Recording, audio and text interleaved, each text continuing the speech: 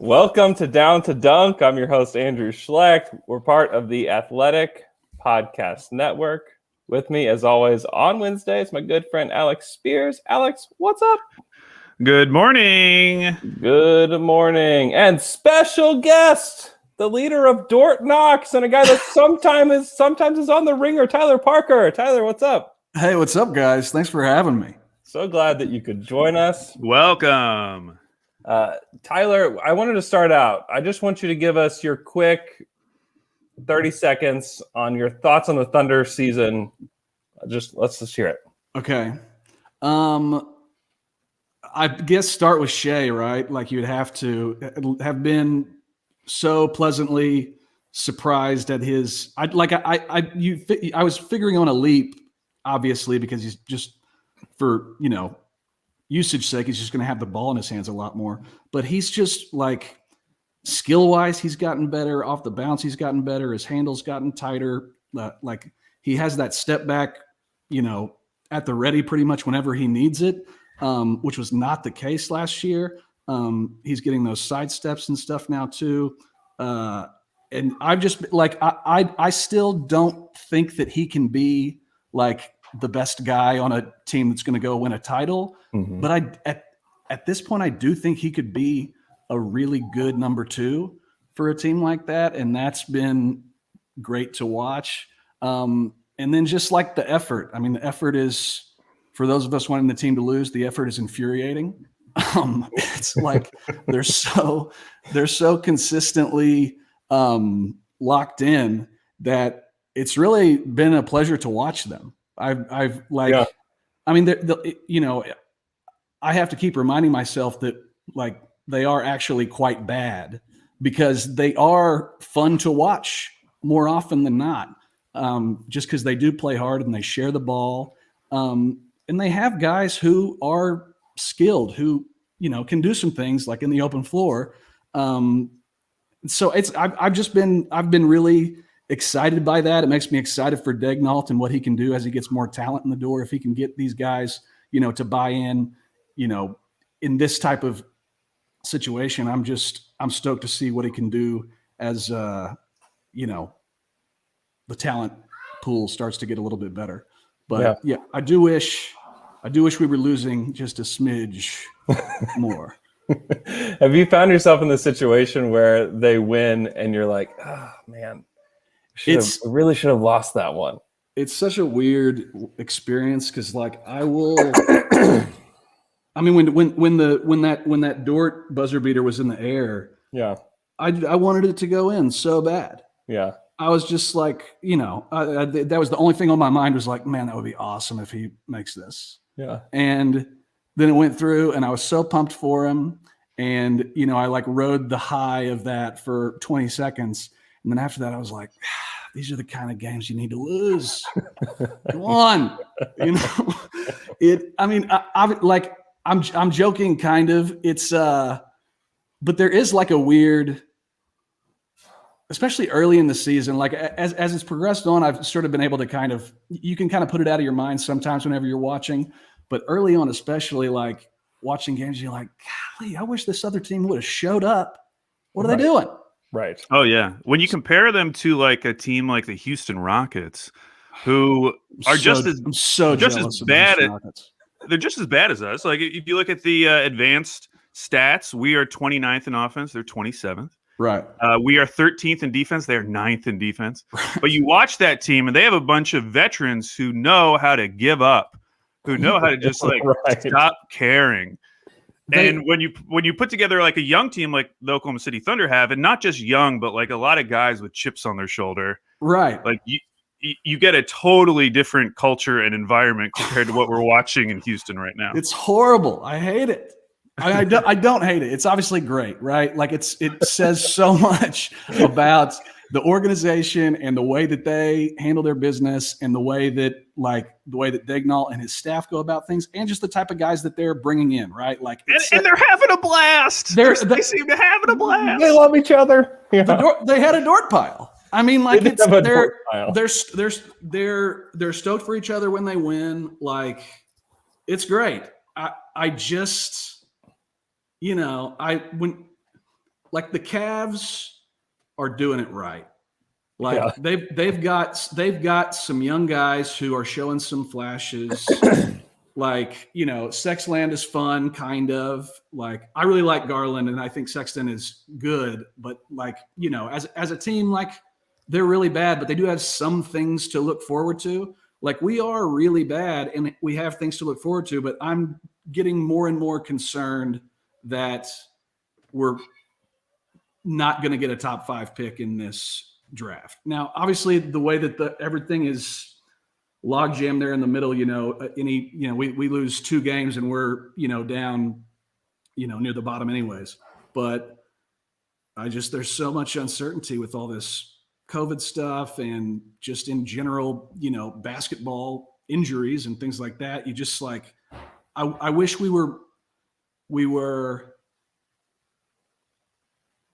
more solid in like, okay, we at least know our pick is going to be really good. Mm-hmm. Like it's, and now I'm worried about Houston getting their pick's going to be too good. Oh, don't worry about that. Okay, we want them to be as bad as possible. Yeah, you're right. But hey, shout out to the Cavs who have won 4 in a row. They're only a half a game behind us. I appreciate that. When you look at the teams below us, because we're in the 8th spot right now, right? Mm-hmm. The Cavs are they're a wild card. Like some of these teams are wild cards where I don't know what they're going to do. I still feel like the Cavs are going to continue to be bad, regardless of this 4-game winning streak.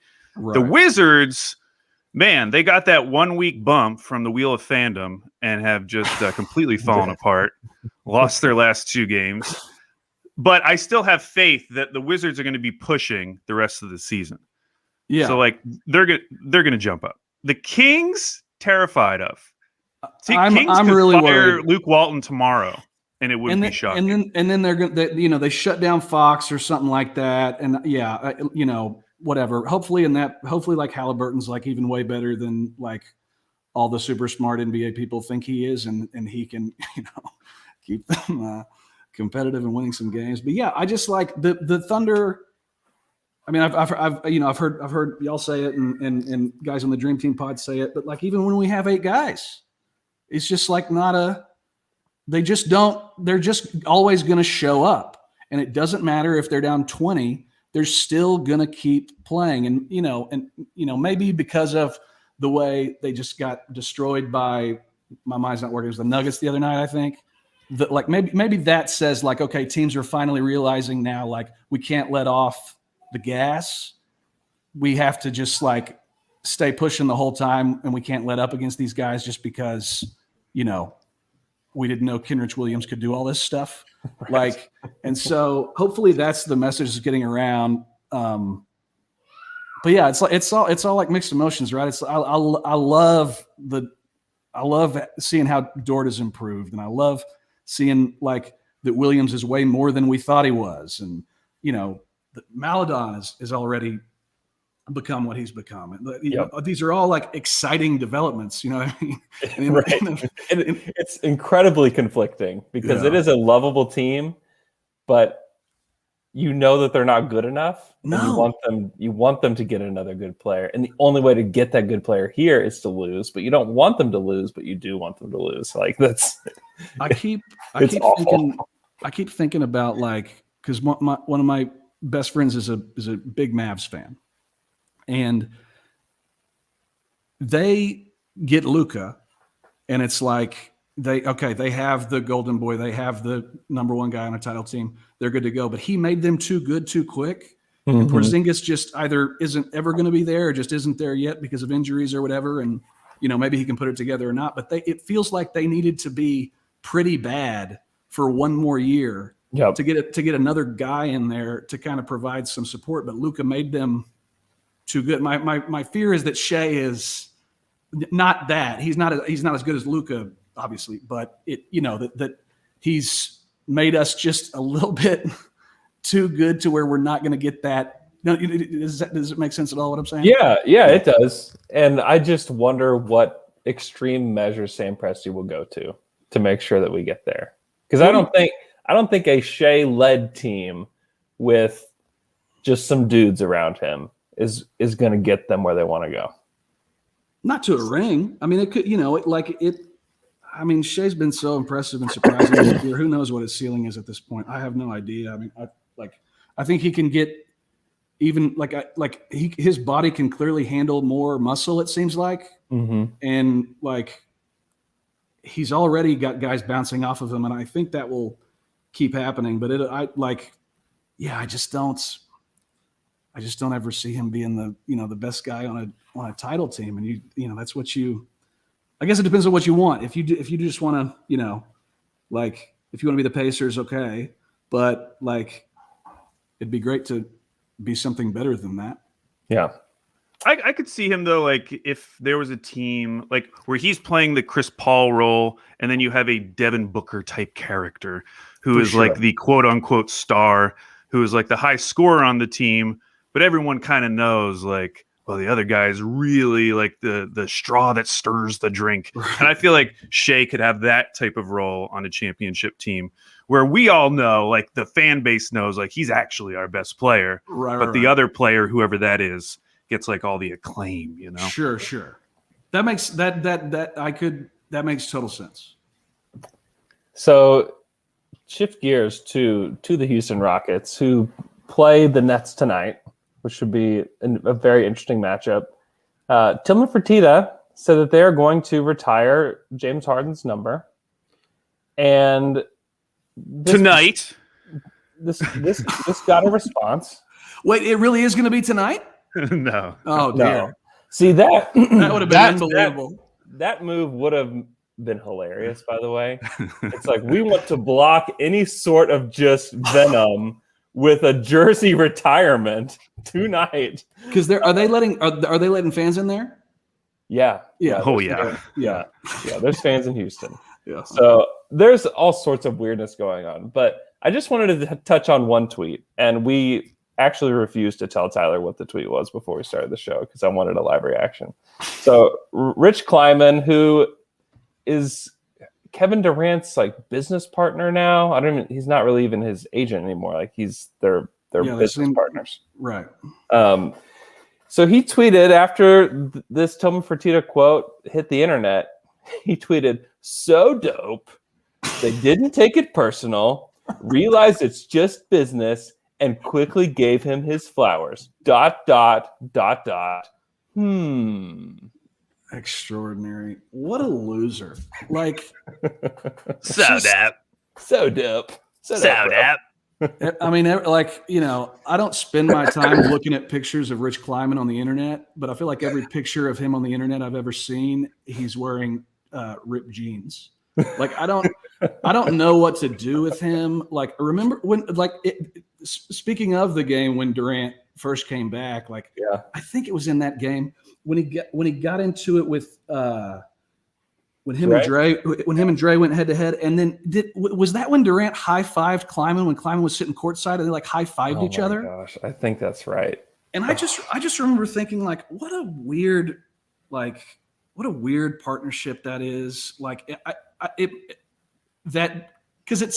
Kleiman entered the door, and this is from a stupid person looking from the outside in. It seemed like once Kleiman entered the door, that was kind of the beginning of the end of Durant in Oklahoma City. Yep. And I've seen this guy. You see this guy talking or whatever, and you're just I'm trying to find all right, well, what's where's the charisma? What's appealing about this guy? How did he get, maybe the best scorer ever to be that's who I got to hitch my wagon. I'm hitching my wagon to that guy. He's going to take me where I need to go. That's so hilarious that he did that. I mean, wouldn't it be great though to have someone like that on your side? Just have someone who tweets for you. We all deserve our own Kleiman for sure. You don't have to jump into any of the drama. He'll just do it for you. That's great. It's great, and I'm glad that it's. Durant really exemplifies restraint on social media, and his, exemplifies his ability to delegate. No, that's crazy. I'm surprised Durant didn't say anything. It seems like something that he would. I mean, maybe it's maybe he's finally trying to put that behind them, but every time I think that like, oh, okay, I guess he's maybe over it, then all of a sudden he's, liking a comment on Instagram or something. So it's like I have no idea. That's great though, because Durant feels that way. Then if Kleiman's saying that, that's how Durant feels. Of course. It's just a complete lack of understanding how anybody else feels in the situation. It's guaranteed they're going to retire his jersey. Like it's going to happen. Of course they are. The Thunder are going to retire Kevin's jersey at some point. I mean, come on. Honestly, what would be funnier than them responding to this by doing it this year? I actually checked the schedule. I was like, are there any Brooklyn games coming up where they could potentially retire Kevin Durant's jersey in this weird COVID season when there's not going to be anyone there? I think that would be the perfect move. I think to truly squash the beef, you've got to then also raise a pair of ripped jeans to the rafters next to them with Kleiman on the butt, like Juicy or something. Yeah, it's funny to be in the arena now because Nick Collison is the only one hanging up, and it's just it is so funny. What's the do they still have the 2011 2012 Western Conference champs up there? Oh yeah, they have those up, but they're kind of hanging differently, and then the Collison one's just kind of all by itself up there. That's, as it should be. I hope that whenever they retire the next one, that they put it, far away so that Collison just keeps that. He deserves a lot of elbow room, I feel. He does. He does for sure. I just think that tweet was just amazing. I just love that it started with so dope. It's so dope. It's so funny because Durant has really experienced so much success. Like team success and personal success since he left Oklahoma City. There's that they're still pissy about it. It's just like, yeah. It's all about legacy. Like he thought he wanted the rings. He thought that was going to solve everything. And when it didn't, he has to look for the next thing. And obviously part of that is winning a ring without the Warriors. Right. He probably thinks that would be huge for his legacy. But also, like, where is he going? Where is his home long term? And even though I don't know if he would admit it, but I'm sure he wouldn't mind having it be Oklahoma City because, and I'm just talking about like when he gets inducted in the Hall of Fame, like what jerseys he's wearing, like how is he remembered? Because him reconnecting with Oklahoma City at some point is going to be the thing that like keeps his legacy alive in terms of having a fan base long term. I just don't feel like Brooklyn fans or even Golden State fans are really going to be there for KD long term.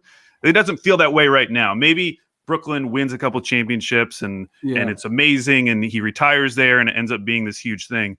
But still, what he had in Oklahoma City in terms of a relationship between a player and a city is going to be the strongest that he has over his career, more than likely. I agree completely. I guess it's obvious I would say this because I'm a Thunder fan, but like it's just different when you play in a small market and when you're the level of a player that he is. Like, in many respects, he put Oklahoma City on the map.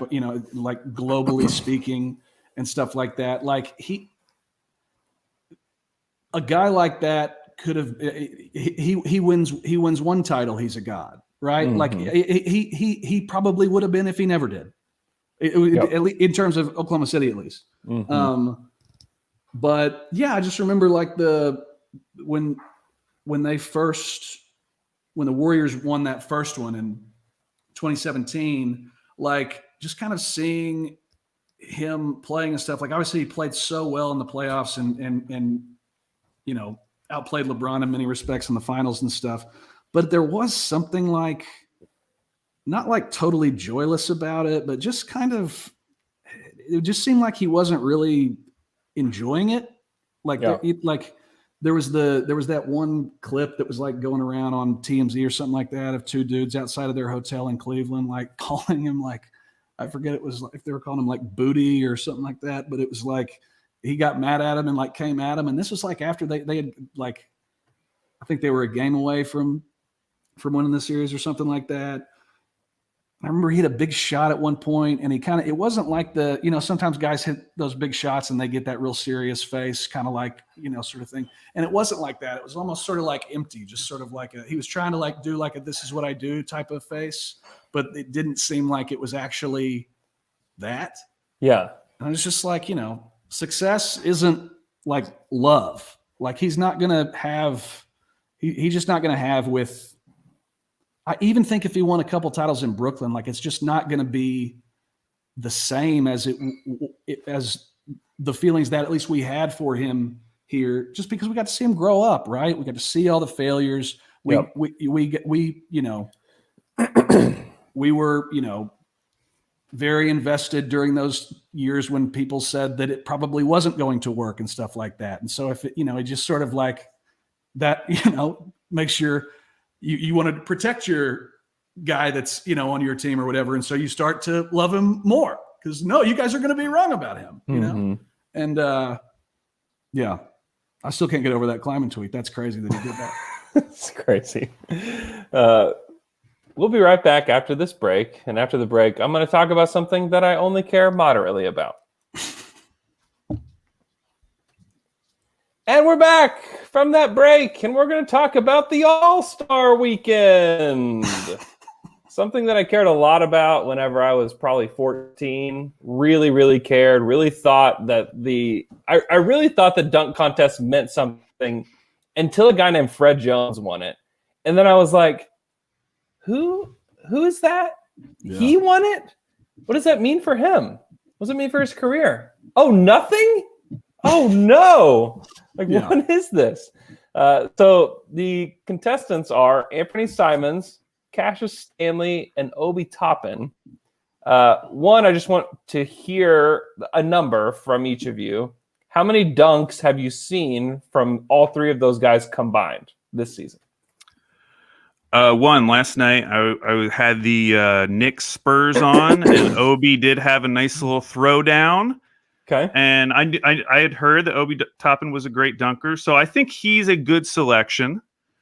Anthony Simons, I'm sure he is a good dunker, but I feel like I've watched a lot of Blazers games, and I don't think of Anthony Simons as like a big time dunker, I know, which is weird. And then Cassius Stanley, I have not had a thought about until today, and I'm still struggling to come up with thought number one, but I'll get there. I wish him well. That's scary. Like he's a rookie, right? Yeah, he is. Going to the All-Star Weekend, doing a dunk contest when you're not even like a big name. I mean, it's a huge opportunity in the same way that it was for Hamidou Diallo. Sure. Even though it ended up not being a huge opportunity because the NBA just like Men in Black, like they just wiped it from their memory that Hamidou Diallo had won. Yeah. And I think that's going to happen this year unless Obi Toppin wins. If Obi Toppin wins, I bet they invite him back. But if either of the other two guys win, it's like, oh, that was a little blip. That was fun. And we're never going to see you again. Yeah, I mean, this year, in terms of dunks I've seen from them, truly zero this year. I like Toppin had a lot of impressive dunks his senior year of college, I remember seeing. Mm-hmm. And then I saw one Cassius Stanley dunk at Duke since they announced Cassius Stanley was going to be in the dunk contest. Right. And it was a good dunk. But it's also like, I'm pretty sure he's on the Pacers. He is. And if you're in the dunk contest, I should know for sure if you're on the Pacers. But no, and I'm even blanking. Who'd you say who's the other guy? Anthony Simons. Oh. Yeah, Simons. Yeah, Simons to me, like you say, yes, obviously, if he's in the dunk contest, I'm sure he can dunk. But in games, he's almost all like he seems like a shooter. I mean, they're putting him in. They're letting him handle it a little bit more since McCollum's been down, I guess. But like it's not exciting. It feels like young Jamal Crawford being in the dunk contest. You're like, oh, really? Like, I don't know. Yeah, maybe he'll do something cool. I think he has a chance to look cool because he does kind of have that skinny frame like Ferguson. And remember, like Ferguson had some cool looking dunks just because he looks so like gangly dunking the ball. So I think that Anthony has a chance to look cool. And I think Obi Toppin is solid. And again, no opinion on Cassius Stanley. Let's go to the skills competition. Here is the field: Luka Doncic, Nikola Vucevic, Domantas Sabonis, Julius Randle, Chris Paul, and Robert Covington. I am all aboard the Covington for skills competition winner because it makes no sense whatsoever. Like, you look at everybody else, you're like, yeah, extremely skilled. You're like, Robert Covington, well, great team defender, good corner 3 shooter. Like, what's going on here? Isn't it because, didn't they put him in there because he's the only HBCU grad that's currently in the league? Is that right? Is that true? I think that's right. I think I might have been like dreaming that, but I think he went to Tennessee State, and I think that he's currently the only dude that went to an HBCU that's in the league. I think that's it, and I think that was like their. I'm with you. It's still. I mean, he's a decent 3-point shooter. Just put him in the 3-point contest. Yeah. When I see Covington, I'm not like, I want to watch it now. Like, if he was deleted from the field, there's no chance I watch it. But I'm watching it now. I like that they're giving a nod to the. I think it's cool that they're doing that. But yeah, it's like Covington doesn't need to be in the skills competition. Put him in, yeah. So put him in a dunk contest. Sure. It would honestly make it more exciting because you'd be like, what can he do? What can he do? He's not a good dunker. Do you remember Jared Wallace's year? It would be like that when Jared Wallace was in the dunk contest, and he did dunks that like I try when I do like the 8-foot rim. Right. It's like very basic dunks. You can dunk on an 8-foot rim. Can I not? I don't know. Is it lower? Just well, I'm 6 foot, so that's only 2 feet. Yeah, I got that wingspan. Okay. My standing reach is up to 8 feet. That means I only have to get a few inches off the ground. Okay. I just want to see it. That's all. I actually just got a ball yesterday. You did? I'm hooping again. Did you go leather, composite leather, outdoor? What do you got? Yeah, I got the soft tack. Oh, nice. Soft tack. Yeah. It says NBA on it. I think it's Spalding. Oh, it's NBA? They just built. Yeah. Cool. So dope. So dope, bro. They just built a apartment complex immediately next to my house.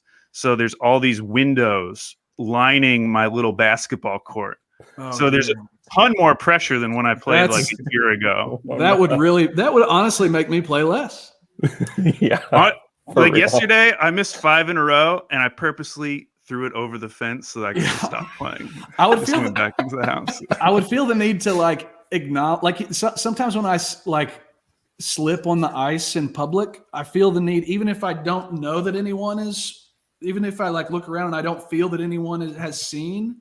I like have it in my head like someone was in their car or in their home and they saw this, and I don't want them to think that I'm walking around like, oh, thank God nobody saw it. So I'll like try to like kind of like laugh about it, even though I don't really think it was that funny, just to like kind of cover my bases, Oh yeah, I feel like that's what I would do if I like missed like 5 in a row or something like that in front of that. I'd feel like I would have to acknowledge it with my body language, like, well, I'm still having fun. I know I shouldn't miss 5 in a row. But yeah, I'm so the world so revolves around me that I just assume that everyone in these apartments is just like standing at their windows, patiently waiting, like, what's he gonna do?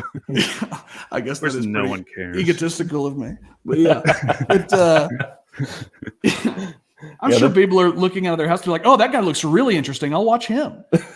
You know why I think that though? Because I remember I had a basketball hoop growing up. And I used to play down at my driveway. And one time a neighbor came up to me and said, you're going to make the varsity team one day. Wow. And that made me think that, oh my gosh, people are watching. And that probably ruined my career because, of course, I never did. My career went off a cliff after that comment because their comment went to my head. Yeah. And then I was thinking too much about what other people were thinking because I knew someone was watching me at that point. Right. Yep. Yeah, the best advice I've ever been given is nobody cares. And I'm like, yeah, that seems right. Yeah. Okay, 3-point contest. Devin Booker, Jaylen Brown, Steph Curry, Zach LaVine, Donovan Mitchell, and Jason Tatum. Who you guys got? That's a stacked. It's a stacked one. Lineup. It's real. I know all those players. Great. That's a great one. That's going to be the highlight. And I'm going with Steph. Doesn't need to do it. Doesn't need to be there. Come back here for Steph. I love Steph, and he's going to take it home. there's not even like a weird player this year. You know how like there's always like it's Jason Capono, it's Matt Bonner. Right. It's like this guy who's really good at threes and he's probably going to win this. I'm surprised there's no Duncan Robinson. I thought that like he would sort of be the exactly. He would be that memorial, guy. Only known for this guy. You think Mike Muscala could win it? Sure. I think Poku could win it. Poku. Get Poku in the skills contest. For real. Get him up from Tampa and get him in the skills contest. Get him in there. Or wherever they are. Honestly, in Tampa? dunk contest, anything. They're in Orlando, yeah. Orlando, yeah. Who wouldn't want to watch that? Do you think I guess he wouldn't have made the like rookie sophomore rising stars game. This was a normal season. No. There's probably which is a bummer because that would be fun. Poku in an exhibition game. Because he would be like, all right, I'm the best guy out here. Let's see what these guys got. He would like totally get into some sort of like, back and forth Deion Waiters, Tim Hardaway Jr. style with like he would. Anthony Edwards or something. Oh, I want him back in the league so bad. Let's get him back. When is the G League bubble over? I think it's over in the next week. Oh, so really? He'll be back for the second half of the season. Yeah. I hope they put the ball in his hands more, both because I know he won't be as successful in the league and so will be a little bit worse. And I just want him to get those reps because clearly it's like a thing that he might be able to do on that level. Yeah. When he's going behind his back in like tight spaces like that, it just like, man, I just start crying. It's so great. he's so much fun. It's so awesome. Okay, Tyler, we're going to do player battles. Okay. You have to tell me, I'm going to give you 2 Thunder players. You have to pick one. And you can explain yourself if you'd like, or if you want no explanation, that's also acceptable. Okay. So, first one, Kendrick Williams or, oh gosh, my voice. Hold on. Kendrick Williams or Hamidou Diallo?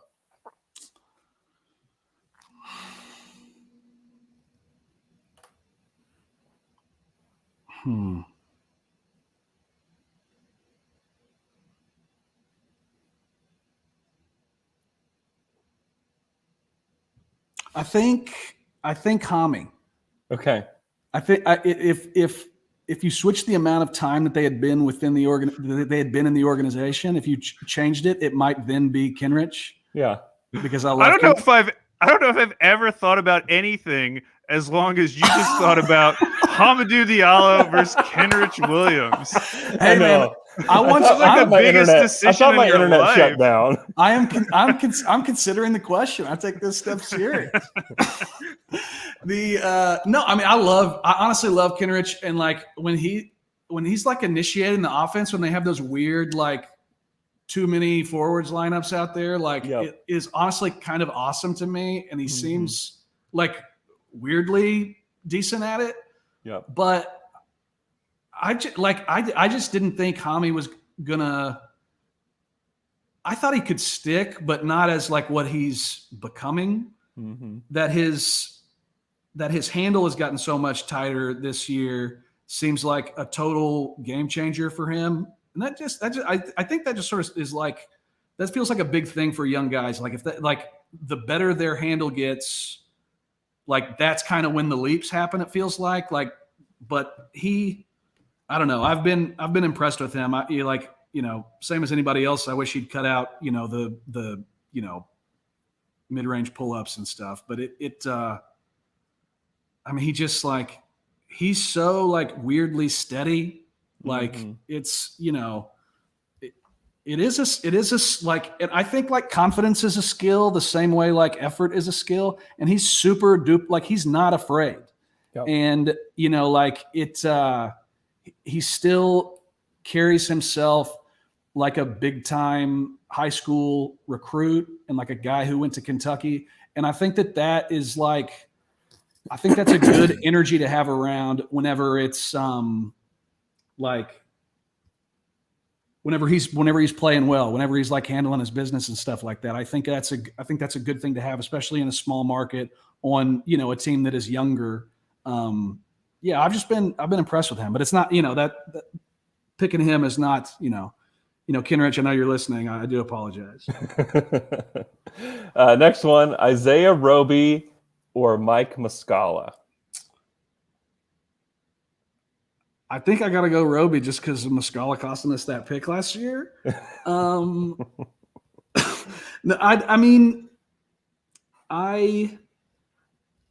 I think I go Roby. Yeah, I like Muscala. I like Muscala a lot, and I think Muscala is like a better pro right now for sure. Yeah. But Roby is way more skilled than I ever realized, and like I remember when he, that first big play he had when he, dropped Vooch to the floor and then dunked on the Magic just straight down the lane. I remember thinking like, oh, what a really good play for a guy who it seems like probably won't do much. Right. And he seems like he's got a lot of, defensively it's obviously whatever, but as like a backup big who can come in and kind of like, give you some different kind of stuff. Like, they're obviously letting the bigs bring the ball at the floor kind of whenever they get it. But he's like really good in the open floor, and he seems like he knows. Yep. He doesn't feel very rushed on offense anymore. I don't know. I like Roby, and he I don't know. He does play hard. Like they all just play hard. Yeah, he's shown some stuff. Yeah. Teo or Poku? I gotta go Poku. I love Teo, and he just seems like he's going to be in the league for 15 years. But yeah, Poku. I remember listening to a Dream Team podcast and that y'all were doing, and Brett said that it didn't matter what team the Thunder were playing, that it could be the Lakers and something like that. Like, it could be the Lakers and LeBron and Anthony Davis are out there. And if Poku's out there, I just can't take my eyes off of him. Yeah.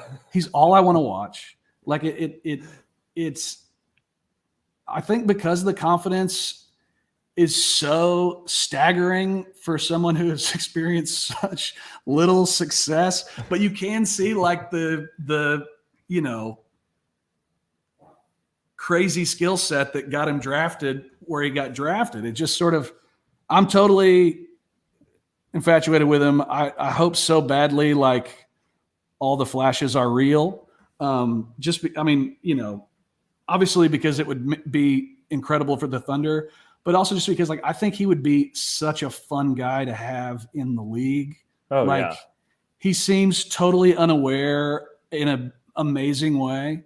Anybody who posts a Instagram story of themselves, a picture of themselves, and says always having that beautiful game face, like anybody who has that in them, I want in my life as much as possible. Yes. Okay, last one. Dort or Shai? You're asking me to pick between my daughters. I know. Man. Well, actually, the last one is your daughter, so you have to pick one. Shai. Okay. I think Shai is very special and so different than really anybody that's been in the league before. And I think and that he's so good already, and that we don't have to worry about the efficiency aspect of things with him, or really the decision-making stuff. Yep. Like that is taken care of, feels like such a luxury, honestly. And I don't know, he just seems like the type of guy that could, be around and really good for a long time, because, he's just doesn't. He's obviously great athletically, but just not in traditional sorts of ways. Like he doesn't seem all that explosive. He's not some crazy jumper or anything like that. But so it doesn't. I'm not as worried about him aging as I would be other guys. But Dort is I'm so happy for him that he is like, his game has clearly progressed so far beyond just sort of like, cult hero, hey, remember in the bubble whenever that guy named, what was his name? Dort, Right. I think. Yeah. It's, Yep. I'm glad. And I'm really happy that he's not in that Roberson Ferguson school where you can kind of rattle them and shake their confidence and get them to where they're going to try to, or get them to where they're just going to be a total non-factor. Mm-hmm. You know what I mean? It's so nice that he can attack closeouts, and it's just good that he can obviously it sucks and you don't want this, but I was so happy because I didn't watch the game where he went 3 for 15 the other night. Mm-hmm. But I was so happy that he went 3 for 15 because he didn't let it get to him. Like he's trying to work through it. You know what I mean? He's not. I mean, that was just those types of games. I feel like would just never happen for Ferguson or for Dre, and they couldn't. They couldn't even do anything off the dribble and stuff like that. One of the reasons I want us to and obviously, I mean, we're not even having to deal with Hill at all, but I would love for us to get rid of Horford and get rid of these guys just so that Lou can have the ball in his hands just a little bit more. I would love to see him just initiate a little bit, just to see if he could do it. See if you gave him some space and put some shooters around him, what it would look like. I mean, he's still, kind of like Luis Mendoza's it on breakaways sometimes. Like he sometimes has a hard time slowing down, but he's clearly getting better at it. You know what I mean? Like it does feel like the type of guy that if you give him in-game reps, it could really, really, do something for him. Yeah. Yeah. I think the most important stretch of the season for Lou was when he was shooting 20% from three and not 40% because he just kept shooting. And that's the test with these guys that are not real shooters. Like he came into the league not as a guy that's going to shoot the basketball well. And he has turned himself into a guy that has done it. And it's because he will continue to shoot even if he's not shooting well, which is the test because Ferguson stopped, Robertson stopped. And that's when it's like, oh, okay. It's, they're mentally Andres Biedrins, and that's not a good thing to be. Yeah, he's not ignored, like it's like that just goes a long way, especially in the playoffs. Like it just, can you occupy a defender? Like the Thunder have not had that always. Yeah. Let's go over to the stream real quick. We have Tyler Field joining us. We have W Kim 14 saying hello from Sydney. It's 2 a.m. there. Wow. Thanks for listening at 2 a.m. Hope you're okay. Christian from Colorado. We have hi from Hong Kong, who's a huge Hami fan. We have the Fluky, as always, from Germany. We have Tommaso from Italy. Thank you guys so much for listening. We have worldwide. Jamie from Mexico, which is probably Jaime. Sorry. Let's see. Anybody else? This is the time. We have Penny listening from Tulsa. Miguel de Vela, as always. We have Hoops Talk 69 always joining us. Thank you guys. If you want your name shout out, just get it in now because you've got like 10 seconds. I bleed orange 13 from Denver. Thanks so much for joining, guys. We're going to go to some questions from Twitter. This first one is from at LogMay92. What's more likely to happen at the trade deadline? Al Horford is traded, or the team doesn't trade anyone. Alex, thoughts? Of those two, I would say Al Horford being traded is more likely. I don't think it's going to happen, but I really don't think them doing nothing at the trade deadline is a possibility. Only because there are going to be so many buyers, so many teams who think that, if we just get that one more piece, we can make a run to the play-in tournament or get a better position in the playoffs. And so I think they're going to make some kind of deal. It's probably not going to be Al Horford, but they're going to do something. I agree with all of that and echo it completely with that exact same logic. Good. I'm glad. Because if you had said something different, it would.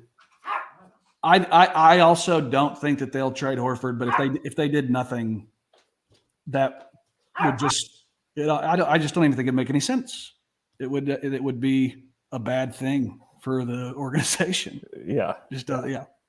Yeah. And I think a lot of people are like, well, what's the holdup? Like, why are they waiting? I think these NBA GMs are like most people, where it's like, okay, I've got all the time in the world to do something. It's like me in college. Like, did I ever work on a paper? Like, I had 6 weeks to work on a paper. I worked on it the last day, stayed up all night, and turned it in. That's how you do it. It's always the last, whatever, 36 hours or whatever. That's when everything happens. And at least at the trade deadline. Yep. At Chris_Henneke says, take Hunter Bit, Lou Dort, please. What? He wasn't going to do a Lou Dort take Hunter Bit? Yes. I mean, this will not be funny at all now. What would that guy think? Better than Mutombo. I don't know. So I have no idea. The next Bill Russell. I'm not sure. By the way, do you have anything planned soon at the Ringer, video wise? Nothing video wise there. It's just like as soon as the pandemic hit, it got so hard to keep doing that stuff just because you can't be in the same room with people. Right. There's Jason and I have something, but it's not video, and it's not like I can't like expound, but we got something that we think we're cool. But yeah, no video thing is imminent right now. Okay. Yeah.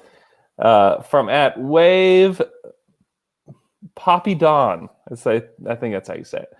Where does OKC go from here if they get the 10th pick, that Miami pick, which is likely 18, and then Golden State doesn't convey? That seems like a doomsday scenario.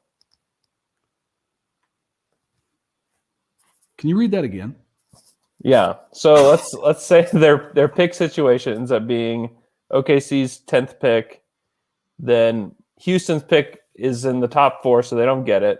So they get Miami's like 18. Right. And then Golden State doesn't convey because they're not in the top 10, and they will get Minnesota's second round pick, which I would be kind of excited about. But that's probably one of the worst case scenarios pick wise. Thoughts on that scenario? Thoughts on bad things? I mean, I'd probably take a long walk if that happens. I'd think about what I could have done differently. If there was anything that I could have done that would have helped them lose more games, that sort of stuff. Probably beat myself up about it for a while. But no, I mean that would suck so bad. That is truly like a worst case scenario type of thing, because I don't even think those picks. I mean, could you package 10 and 18 to bump up into where you're getting one of those top 5? There's just no way. Definitely. So it's that would be horrible. We would talk about that for months though, and then it wouldn't happen. Yeah. We talk 10 and 18 and how many future firsts to get there? That would be the conversation for about a month. God. Yeah, it would be brutal. I mean, the one thing you could say is now you're bringing in 3 young rookies into this team next year. Like, you have to find a roster spot for those guys. Right. The team's going to change dramatically over the course of the next 6 months, and it could definitely get the roster is going to get worse, which I don't think a lot of people are thinking about right now, because they're seeing, look at all this growth and development from like Shai and Dort. Oh, that's so amazing. This roster is going to be worse next year because you're bringing in all of these new rookies and you're going to be subbing out a lot of these guys that we think have a lot of upside right now. I mean, there are guys on this team right now who people are obsessing about on Twitter who will not be on the Thunder next year. Just because of simple number reasons. Right. Like you can't put everyone on the team. Right. Yeah. Next question. The Muffin Man 41 says, assuming that we keep the current win pace and lottery odds, Lottery lots. Why would it? So dope. So dope, bro. Wouldn't should the Thunder at least call the Timberwolves and offer 4 future firsts and Horford for Karl Anthony Towns? I just want to squash this real quick. The Timberwolves don't want to trade Karl Anthony Towns right now. He has not asked out, and the Thunder are not looking to upgrade this roster with a player like that today. No. It's just not. It's not going to happen. That is not going to be a thing. They want guys on rookie scale deals that they can grow and develop and grow their team to where it can be good for 10 years. They don't want a team that could be good for 4 years. So but also, like, you don't even need to address this from the Oklahoma City perspective, because from the Minnesota perspective, like, look at that deal. Like, Al Horford and 4 firsts. Now, we think that all of our firsts are amazing. They're all going to turn into these lottery picks. But all of those firsts, unless you're trading them our first this year, which even that right now is looking like a 10th pick or 9th pick or whatever. Mm-hmm. All of those other firsts right now would project as mid to late first round. Yeah. So why would Minnesota take their best player, who is under contract for 3 more years? He's only 25 years old, and trade him for just hoping that some of these picks turn into something. Like, there's no blue chipper there. And even they wouldn't do it even if you included Dort and Baisley. They still wouldn't do it. Yeah. Like, they're not trading Towns for that type of a package. You look at what, Drew Holiday got, or what James Harden got, or what Paul George got. The deal, if there is ever going to be a Karl Anthony Towns deal, like, you have to get a blue chipper back. Because guess what? You can be bad with Karl Anthony Towns. If the goal is to reset your franchise and be terrible and get high lottery picks, they're doing it right now. Like, they can do it with Karl Anthony Towns. Mm-hmm. So why trade him? Like, isn't that the entire point of trading a really good player? I agree completely. It wouldn't make any sense for the Thunder to do it, because he's just not the level of guy that's going to put you over the top. And so why compromise so much draft capital in order to make that happen? It just, I don't think any team that's led by Cat and Shai is going to take you where you need to go in the first place. And they're certainly going to be too good for you to have, the kind of pick that you would want to be able to add a guy like that later. So it doesn't, I think on both sides, it just doesn't compute really.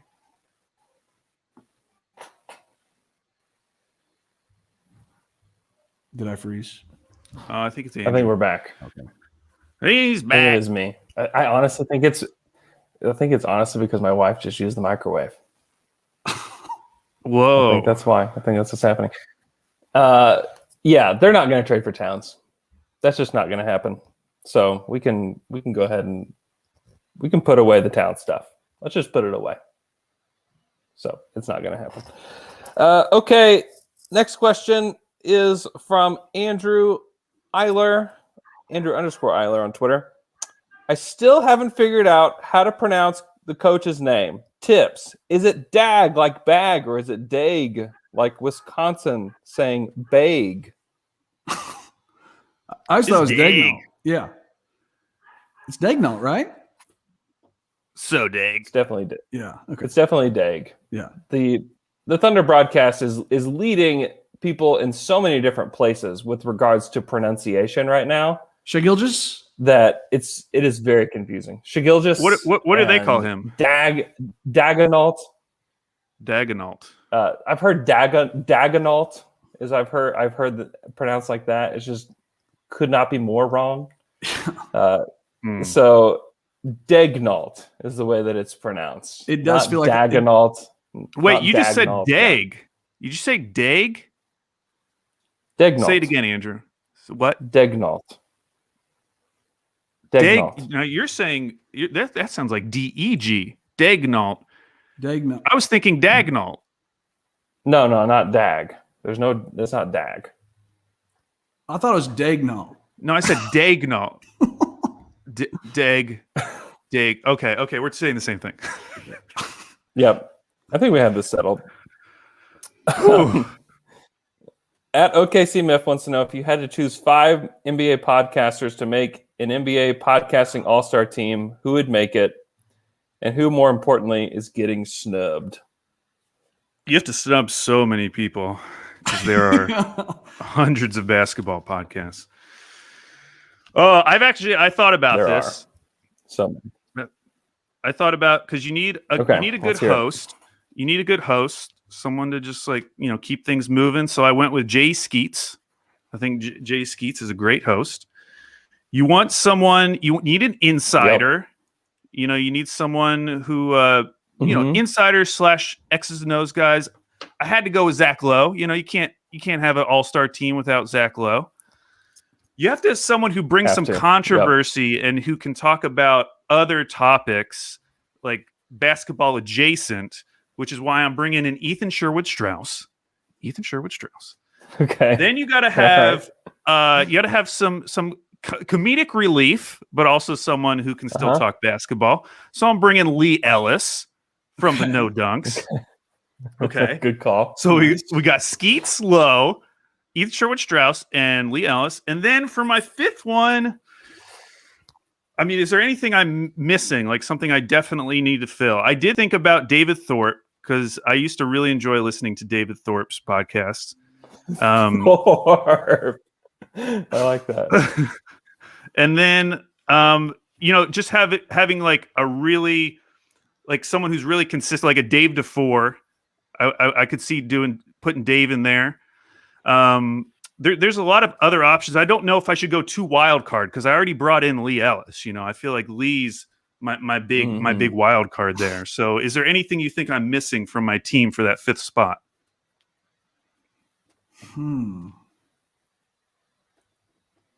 I think that Big Waz is one of my favorite podcasters.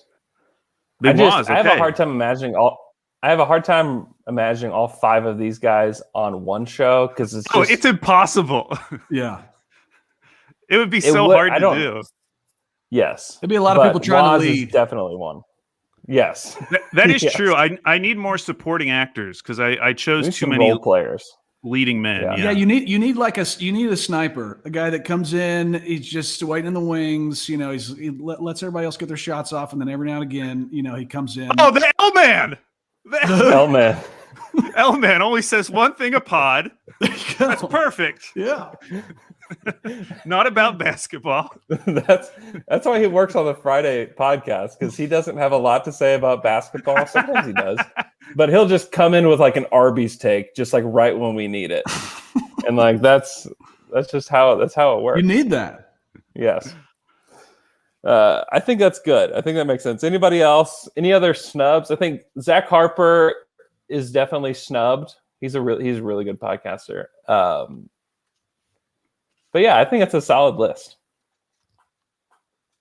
I like the list. I think obviously some of my ringer brethren are solid. I think Chris Ryan is great on like every pod he does. Yep. And can kind of follow the conversation wherever. But yeah, that's you put together a solid squad. Let's see. Let's do one more question. Oh, Cody Carson, Cody son of Steve, says, have there been any major changes to Tyler's top 10 list of dudes? Have there been changes? Yeah, I mean, Dort's on there now for sure. And Perkins, we've been deliberating for a while and we've waffled, and sometimes people are happy with him, sometimes people aren't. I'm going to put him back on there for now. I listened to him on All the Smoke the other day, and he would just say anything. He truly will say anything. It just I think there are very few people that when you are watching them, you get the sense that they are always being completely themselves. And I never get the sense that there's like anything that's like false about Perk. Like he just seems like he's pretty purely himself, which I love. Yeah. And he'll just, I much prefer the way that he sort of will like talk directly about a player as opposed to like the way, Shaq's going about it. Yeah. But yeah, I like Perk's definitely probably back in the top 10 listed dudes. We've still got Robert Duvall in the one spot, which will be until he gets, Me Too'd or canceled in some way. Yeah. Yeah, Awesome. I think it's a lot harder okay. when I was gonna say I think it's a lot harder for when a commentator is like one of the best all time in the game, because like everything Shaq says is clouded by that fact. Like it's all coming from this perspective where like this is one of the Right. greatest big men of all time. Whereas like when someone like Richard Jefferson, who for most of his career was a role player, it just works so much better when he's like talking about current players in the league, because he doesn't like think of himself in the same way that Shaq thinks of himself. Whereas Shaq's always comparing himself to these great players because he is also one of those great players. And because of that, it doesn't matter how good the other guy is, because he was so dominant. Everybody compared to him as a bum, which I understand him thinking that, but it's like he's just got to chill out just a little bit. Like it's controversy's fine, but he's just like it's clear he's not watching a lot of the time, and so it's just sort of like, Yep. yeah. This is why Allen Iverson is the greatest, because for all the great things that Allen Iverson did as a player, he also loves current players, and he always gives them their shine, and he just loves the current game of basketball. He loves basketball. Let's get AI on one of these studio shows. High tides. Thanks so much to Tyler for joining us on today's show. If you're not following him, you're making a huge mistake. You can follow him on Twitter at TYLRPARKR on Twitter. So go check that out. Hope you guys have a great, great day. And we'll talk to you guys again on Friday.